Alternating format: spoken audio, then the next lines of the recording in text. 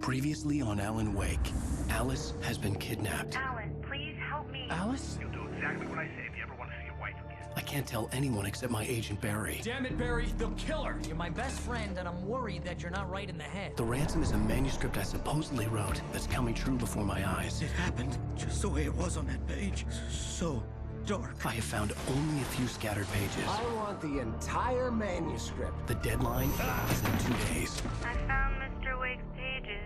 Good girl. How the hell did she get her hands on the manuscript anyway? I don't know. She's resourceful. I told you were too hard on her. Listen, I found out all sorts of interesting stuff while I was digging around. Yeah. Mr. Wake, it's Sheriff Breaker. We have an FBI agent here, Agent Nightingale. FBI? He's anxious to see you. You'd better come to the station. Okay, I'll be right over, Sheriff. Let's make this quick, huh? Help you folks? Name's Randolph. I'm the manager. We're looking for Rose. Works as a waitress down at the diner. Rose, sure. Nice girl. Who wants to know? I'm Alan Wake. The writer, huh? I heard on the radio you were visiting. Well, I'll show you her trailer. That Rose, she's a nice girl. Always pays her rent on time. As I was saying, Al, I found all sorts of weird stuff from the local newspaper's archives. This place is crazy. Disappearances, mysterious deaths, urban legends come true, and get this, most of this stuff takes place around Cauldron Lake. Well, you ain't wrong, mister. The Indians thought the lake was a doorway to the underworld. I'm the God-fearing type myself. I don't hold with that sort of thing. Yeah, okay. Anyway, there was an island there owned by a guy called Thomas Zane. Now, some of the articles I found about him make him out to be a famous writer, but I ran a bunch of searches, couldn't find a single thing he wrote.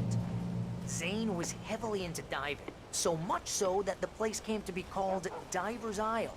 But the volcano under the lake erupted in 1970, and Zane went down with the island.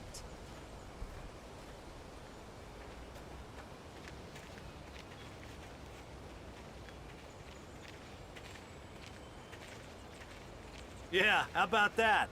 It was there in the morning, as if it had fallen from the sky. But it would take a tornado to lift something like that. We're damn lucky it didn't crush any of the trailers.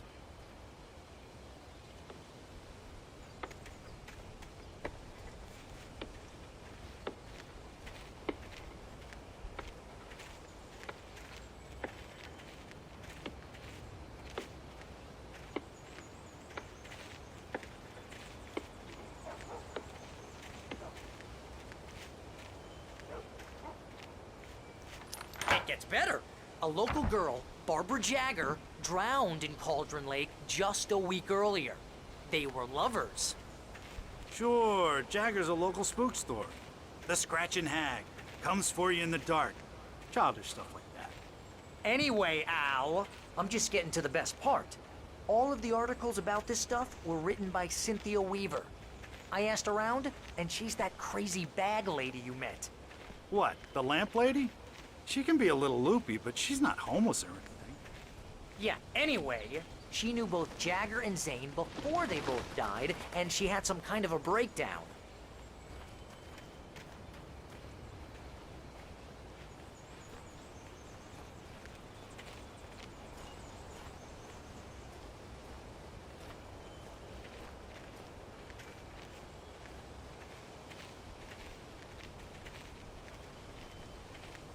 Well, mister, this here's Rose's trailer. You mind me asking what you want with her? We're just here to talk to her, pal.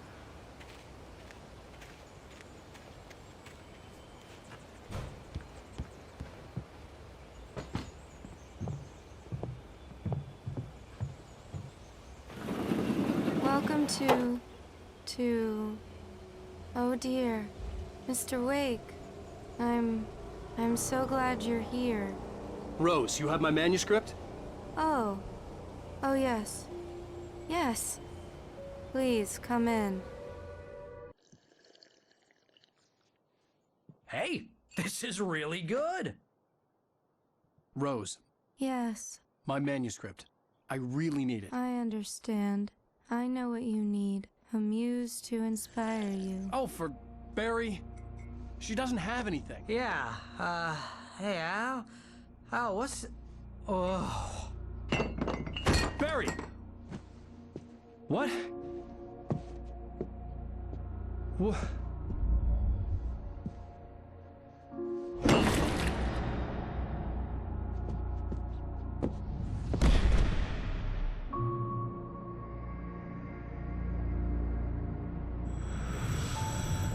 It's coming for you, hiding in my barber's skin. I'm too weak to stop it. You must turn the lights on. I promised I'd come visit you and your lovely wife.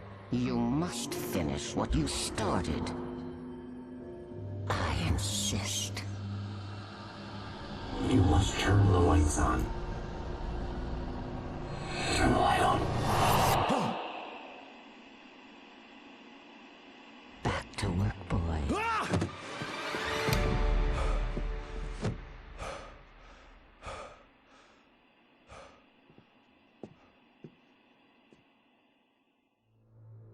I felt nauseous, hungover. Only anger kept me going. I can't tell reality from dream anymore, but it seems I have an imaginary editor to help me. She's an old woman in a funeral dress. I call her Barbara Jagger. She's very strict. I'm writing faster and faster. My manuscript is being heavily revised. The edits are getting very aggressive, and each day there's less of me and more of her. I hate it, but I know she's right.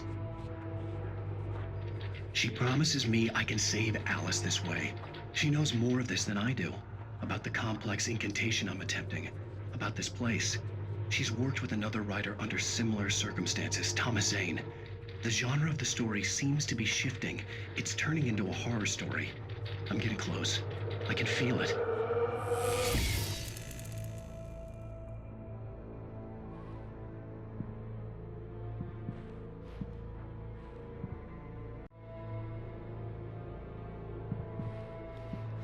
Rose took a day from me. I had less than 12 hours left to meet the kidnapper. All I could do was get Barry into the car, work something out once I got on the road.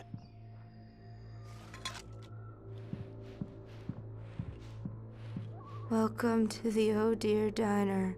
What can I get you today? Coffee? I couldn't work up much hate for Rose. Something had used her to get to me and left its mark. First refill is free. Milk and sugar on the counter there. Would you like to hear today's specials? Thank you. A nice day. Come back soon. Barry was out of it. He was way too heavy to carry. You're right. I deserve more money. I'm so handsome. My gun and flashlight were gone. I'd have to find a way to get Barry into the car as quickly as possible. There was no time to waste. Mr. Randolph liked Rose. That little smile she had. How she was still sweet when life had tried so hard to make her bitter. It wasn't any of his business what she did in her trailer. But those strangers, the writer and his smart-ass sidekick, looked like trouble. And they'd been in there for hours, way past her normal bedtime. He reached for the phone and called the sheriff's station.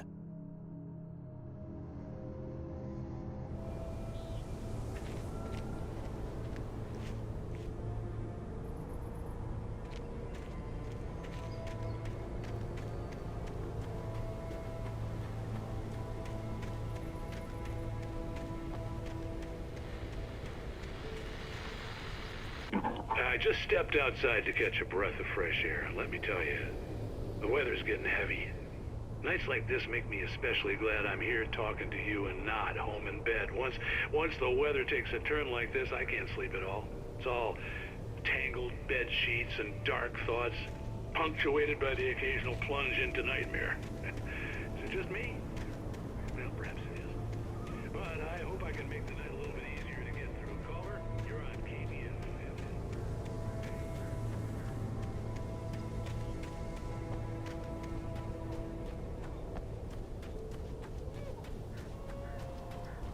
Oh, you're gonna get it now.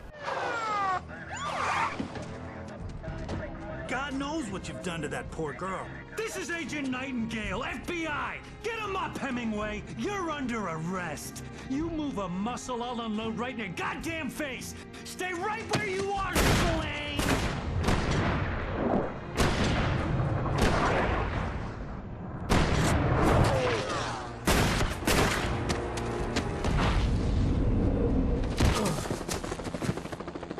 What are? I'm standing right here, you goddamn maniac!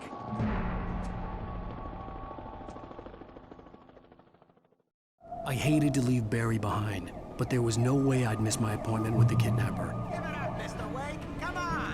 Take it easy on him.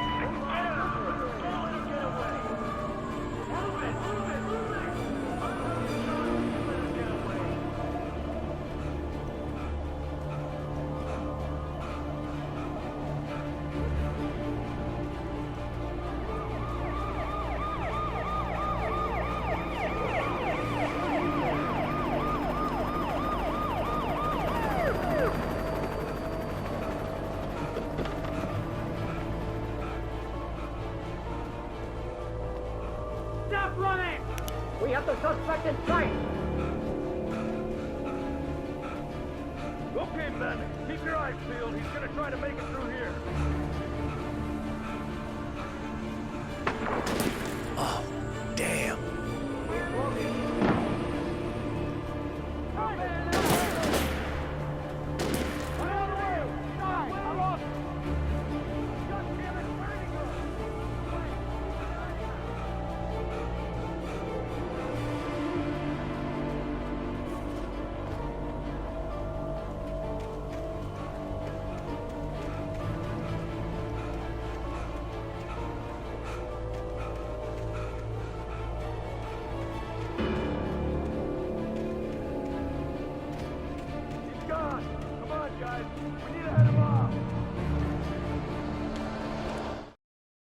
For decades, the darkness that wore Barbara Jagger's skin slept fitfully in the dark place that was its home and prison.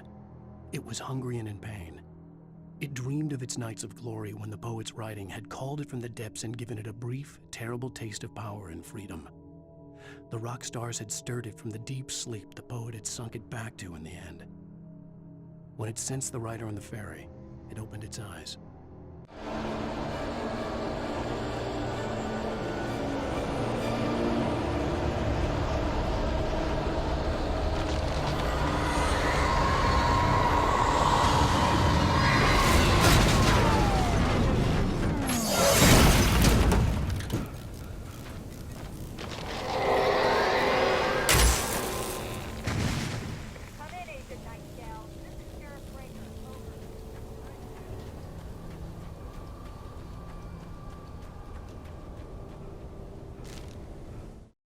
Rose didn't know how the strange old lady got in her trailer, and she looked wrong somehow.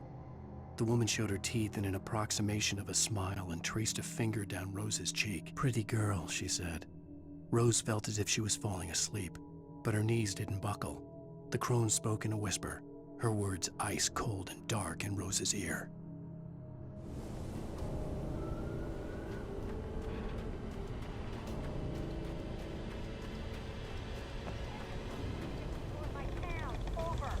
I'm a federal agent pursuing a fugitive. You want to discuss my message, Sheriff? Make an appointment. Over. Stay right where you are, Agent Nightingale. I'm on my way.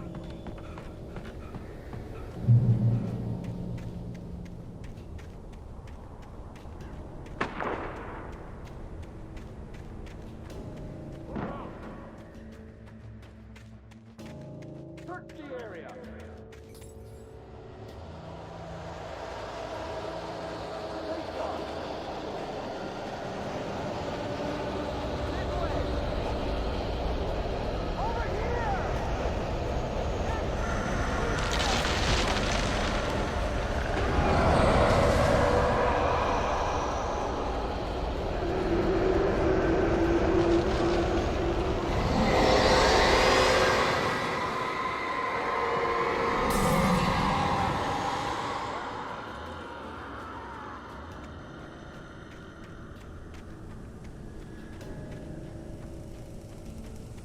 This horror was everywhere I went. circling me.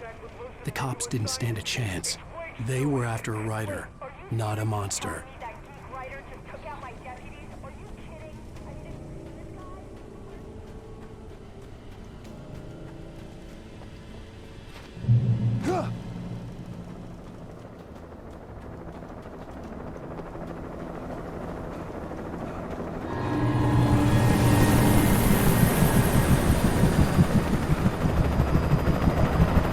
You on the ground. Hold it right there. There's nowhere to run. Freeze!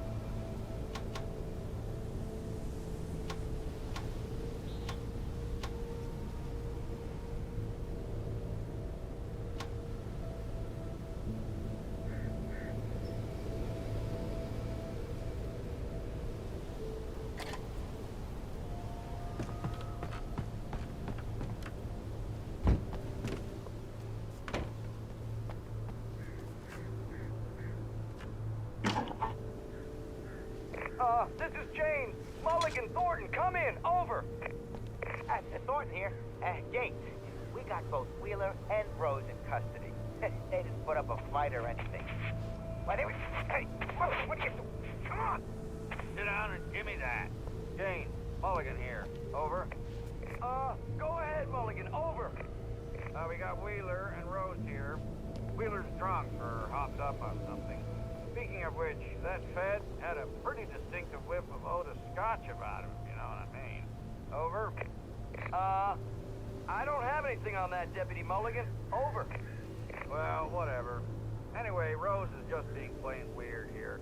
You better get Doc in to take a look at both. Over. Gotcha. You better get them here quickly. The, Fed's gonna want to interview Wheeler. Over. Oh, yeah, I'll bet he does. Looks like they have a lot in common. Mulligan out.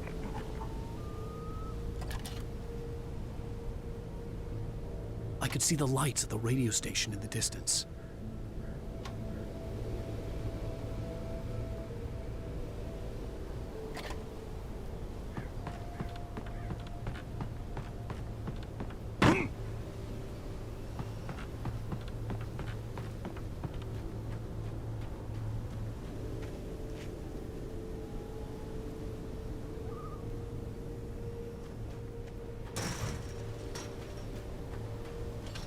I imagined that the broadcast tower in the distance was part of the local radio station. Maine seemed like a decent guy. Perhaps he could give me directions to the coal mine.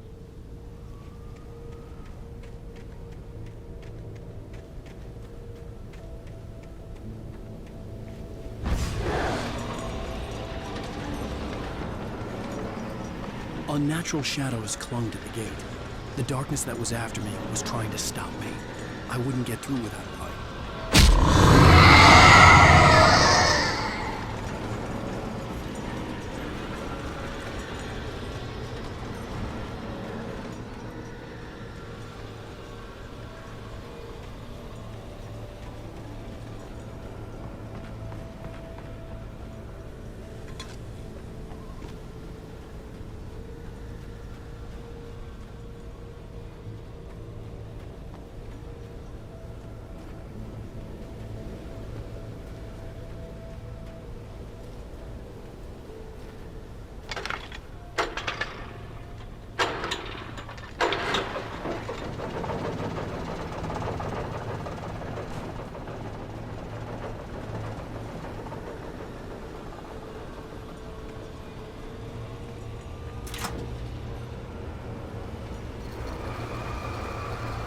The old generator conked out.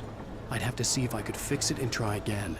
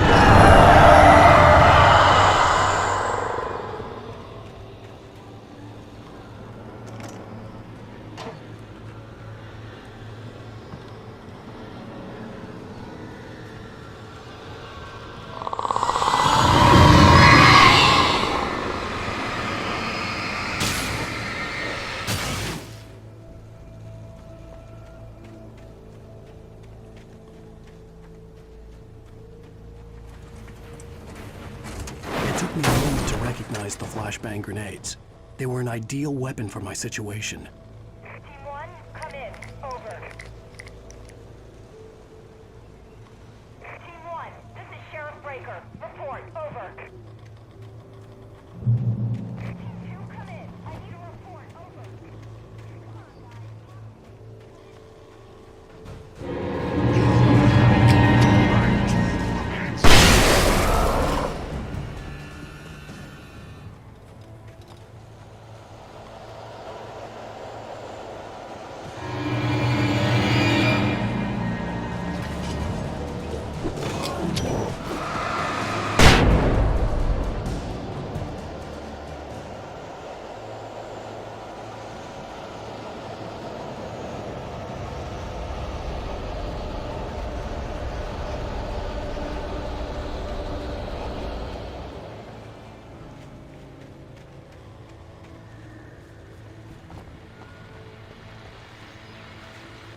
And here's another call.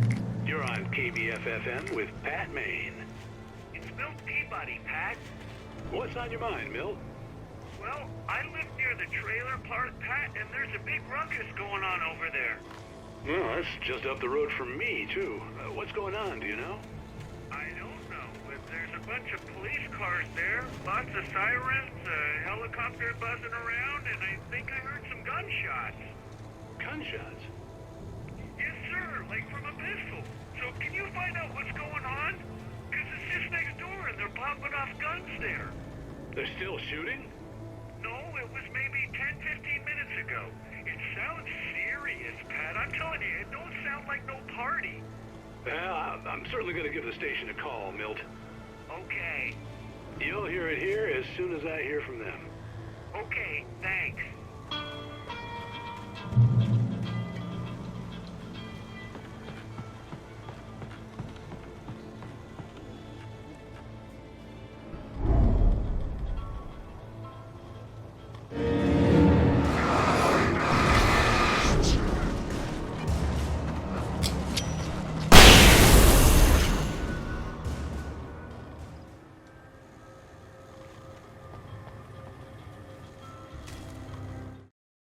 Touched by the dark presence, Rose was lost in a dreamland where everything was drawn in black and gray crayons.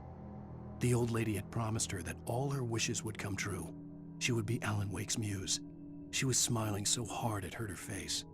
She crushed a bottle full of sleeping pills into the coffee. Deep down inside, she was screaming in terror.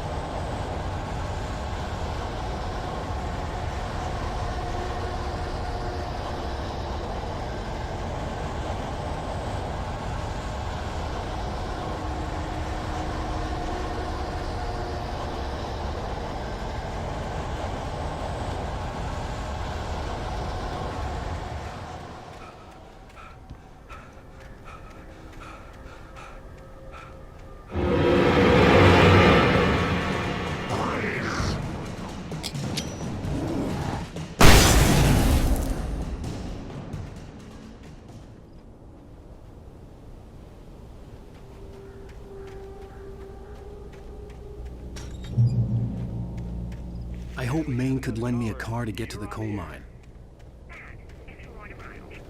Oh, why, hello, Lorna. What do you have for us?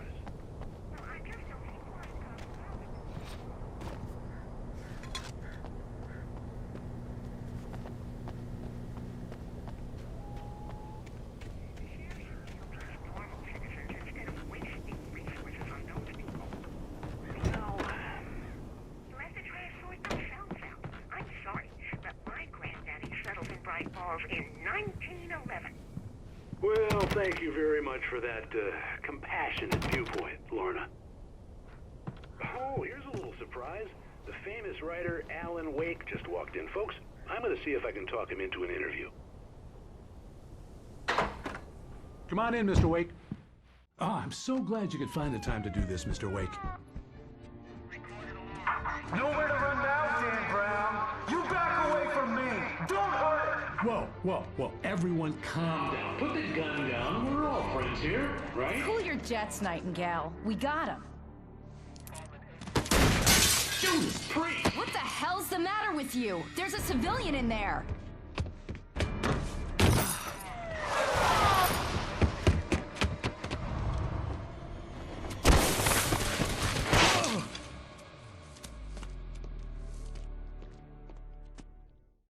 I'll get you yet, even if it kills me. You hear me?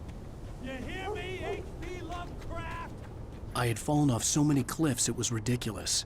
That's what you get for naming a book The Sudden Stop. It was probably good I hadn't had the chance to tell Maine where I was going. I'd have to lose the cops and find my own way to the mine. Nightingale stared through the broken studio window into the dark woods. He turned around, started to walk out, but Maine grabbed his arm. "Young man, you almost shot me. You don't shoot off rounds at people like that. What's the matter with you?" Nightingale shook his arm free, marched out. His cheeks burned with rage and humiliation.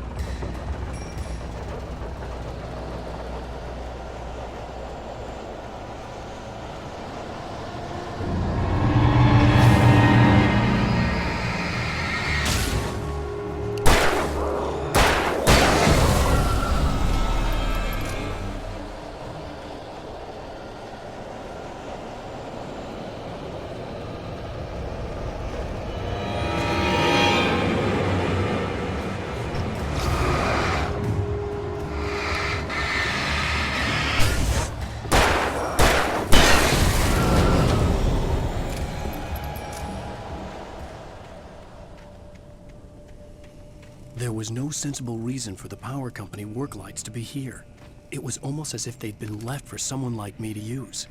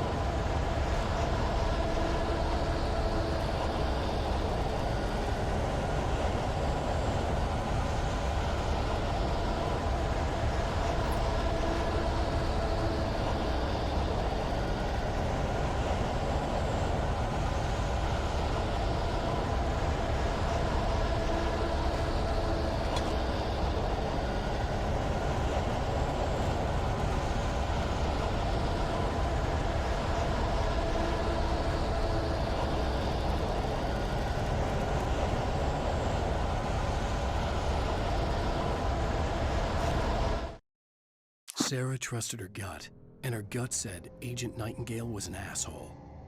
He felt wrong, and it wasn't just the smell of stale booze. It was in the way he flashed his badge, pulled rank, the look in his eyes when he wanted answers. Where was Alan Wake? What was this about an accident? Where was his wife? And most importantly, why did she let Wake go? He wouldn't answer her questions. Federal business was all he'd say.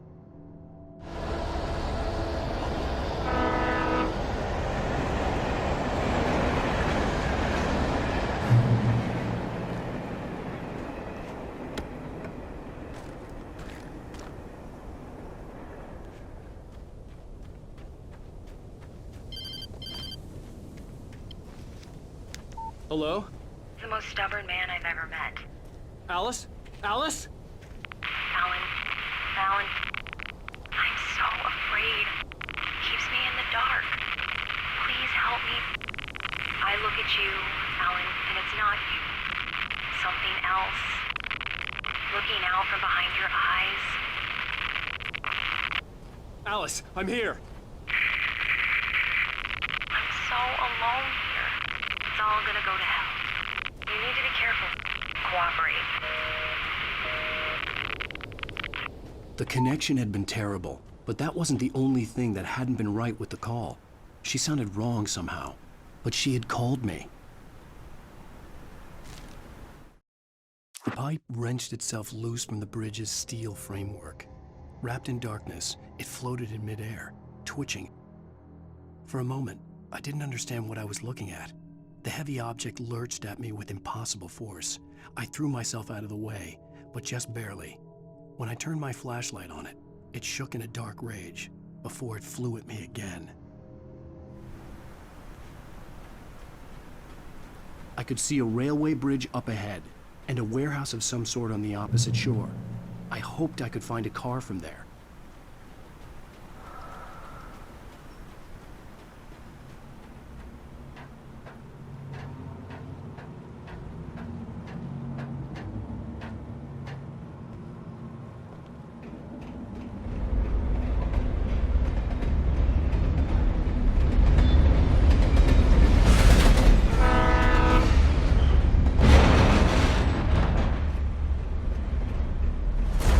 That was pursuing me was growing stronger, and it was taking over everything in its path.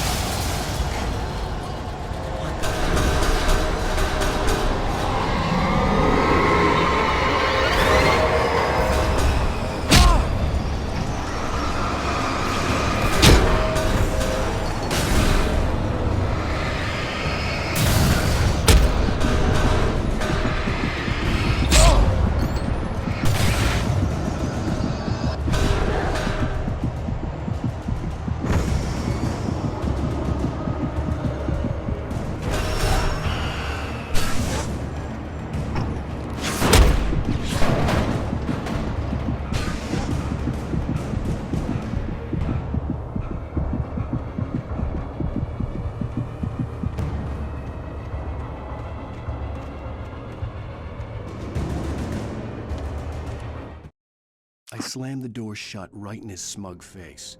He pleaded for me to open the door. True to form, the asshole actually thought I would obey. I had no sympathy left, no guilt either, not for him. I took a moment to savor the scream.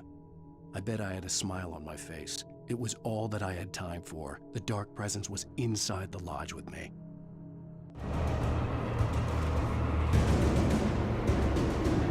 As a teenager, just starting to get interested in writing, Stephen King had been a source of inspiration to me. I thought about all the inanimate objects that had come to life in his books. No one is safe in a good horror story, certainly not the protagonist. That's what makes them fun. This was anything but. The darkness could possess anything, and it was getting closer.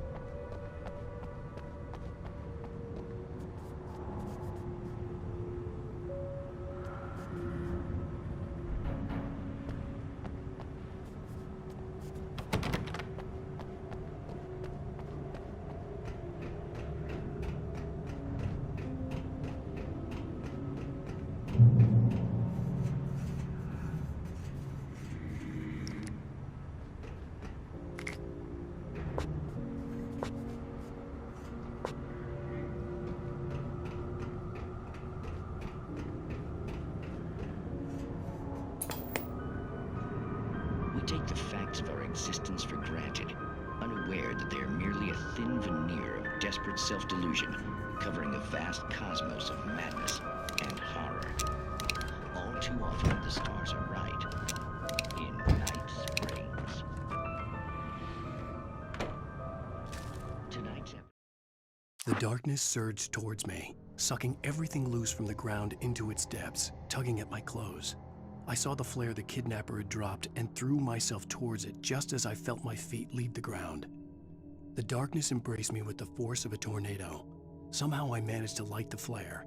The darkness roared and cast me away. I fell toward the dark waters of the lake far below. A family occasion. Journalist Alan Durless tried to study local customs and consular community in Night Springs.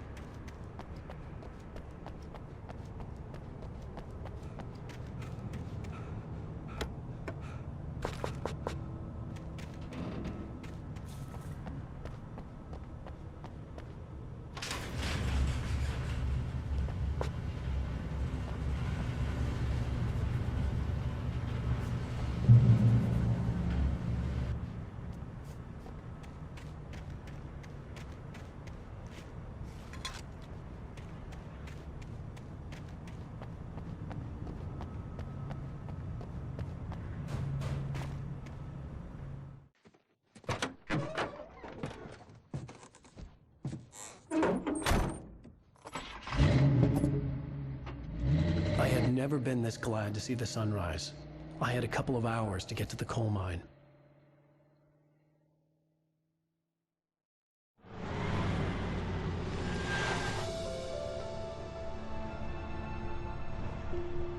The coal mine wasn't far now.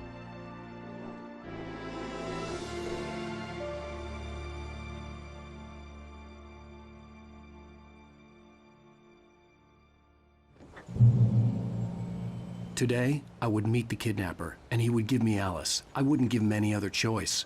A drowning man will clutch at a straw.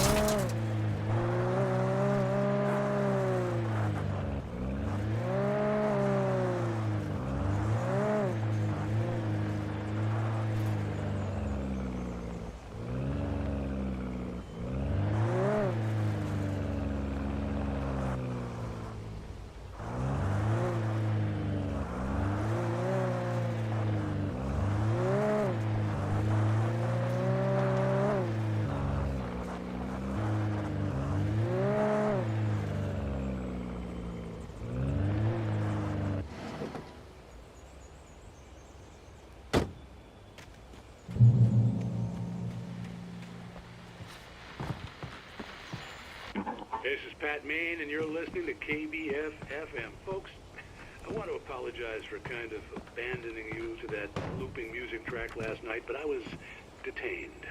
You see, I encountered a big-shot G-man with an itchy trigger finger who could use a lesson in manners and a boot in the ass. Not necessarily in that order either. Now, folks, I know I'm not being very informative here, and I apologize for that.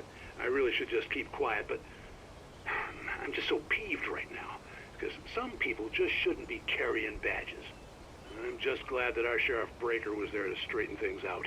And if someone I met last night is listening, let me just say, I'm sorry if my mouth got you in trouble. I'm pretty sure you're not the bad guy here. Godspeed, son. I hope you know what you're doing. Now, on a lighter note, I'll be talking to Dr. Nelson all morning. But first, a little music.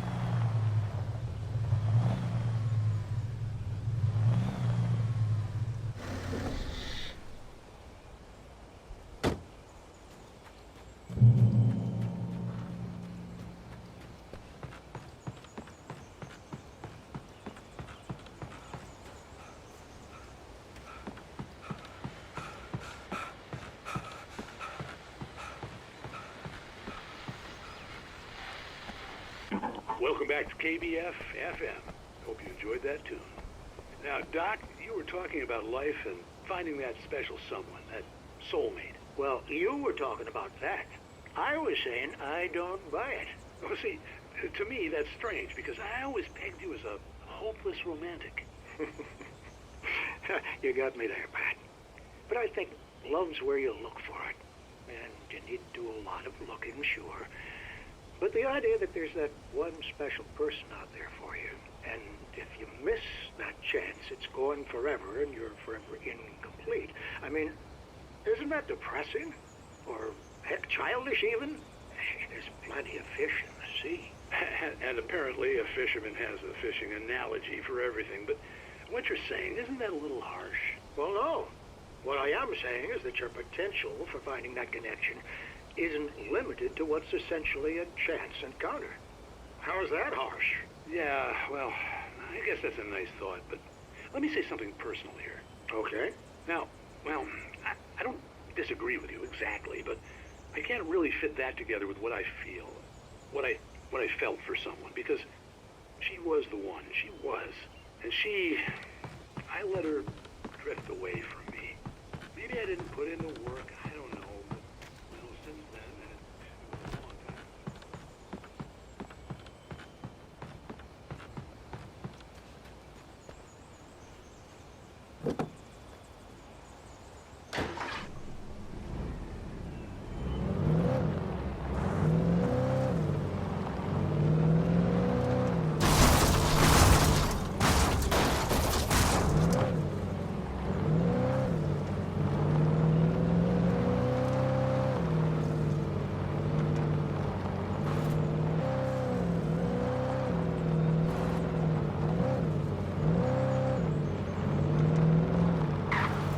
I was early. I was supposed to meet the kidnapper at noon in the main building. The coal mine was quiet. It was a museum now.